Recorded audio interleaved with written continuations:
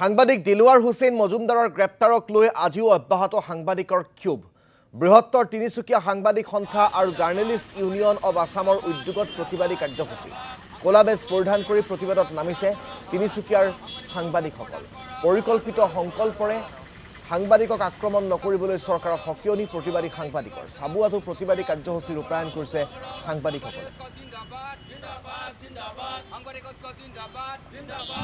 দুৰ্ভাগ্যজনক আচলতে আমি সাংবাদিকসকলে কোনোকালে এইদৰে আমি কোনো ধৰণৰ প্ৰতিবাদত অংশগ্ৰহণ যিহেতু নকৰোঁ, কিন্তু এনে দুৰ্ভাগ্যজনক ঘটনা গুৱাহাটীত যিহেতু সংঘটিত হ'ল।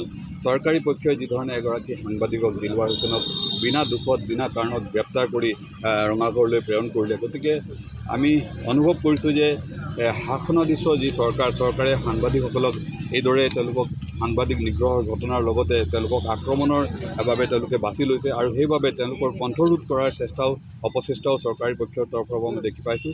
গতিকে আমি তীব্ৰ ভাষাৰে গৰিহণা জনাইছোঁ এই ঘটনাৰ, আৰু আমি চৰকাৰী পক্ষক আহ্বান জনাইছোঁ যে অতি শীঘ্ৰে এনেধৰণৰ ঘটনা তেওঁলোকে বন্ধ কৰক। আচলতে খুব দুৰ্ভাগ্যজনক।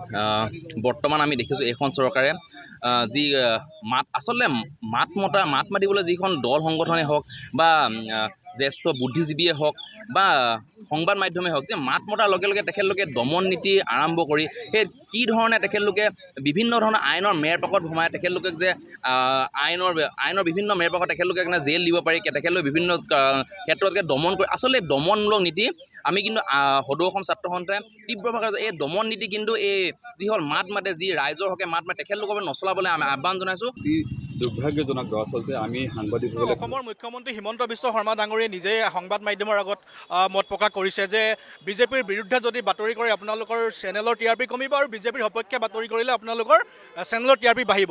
এই বাক্যটোতে আচলতে হিমন্ত বিশ্ব শৰ্মাই সকিয়নি প্ৰদান কৰি থৈ গৈছে সাংবাদিকসকলক। আজি সাংবাদিকসকলে সত্যনিষ্ঠ বাতৰি পৰিৱেশন কৰিবলৈ যাতে বিভিন্ন ধৰণৰ ভাবুকিৰ সন্মুখীন হ'বলগীয়া হয়। আজি চৰকাৰখনে যদি সাংবাদিকসকলক যদি সত্যনিষ্ঠ বাতৰি যদি প্ৰতিষ্ঠা কৰিবলৈ যাওঁতে যদি চৰকাৰখনে নিজে যদি গোচৰ তৰিবলগীয়া হয় সাংবাদিকৰ ওপৰত, তেতিয়াহ'লে এইখন দেশত গণতন্ত্ৰ জ্ঞান থাকে।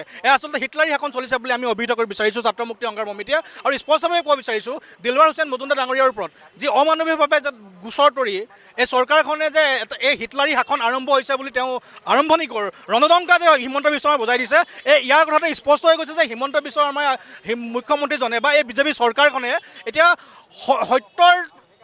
সত্যৰ পক্ষে যদি কোনোবা সাংবাদিকে যদি বাতৰি পৰিৱেশন কৰে, অনাগত দিনত এনেকুৱাই ধৰণে গোচৰ তৰিব, এনেকুৱা ধৰণৰ ভয় ভাবুকি ব্লেকমেইলিং আৰম্ভ কৰিব।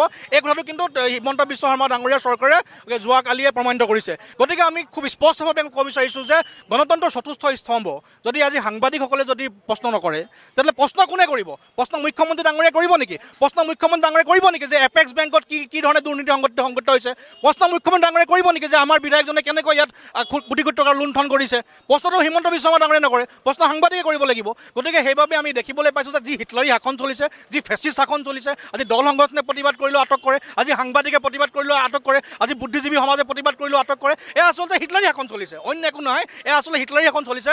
একো উন্নয়ন কৰিব পৰা নাই, পৰিৱৰ্তনৰ সপোন দেখুৱাইছিল, পৰিৱৰ্তন কৰিব পৰা নাই, উন্নয়ন কৰিব পৰা নাই। এতিয়া আচলতে সঁচা কথাবিলাক ঢাকি ৰাখিবলৈ চেষ্টা কৰিছে।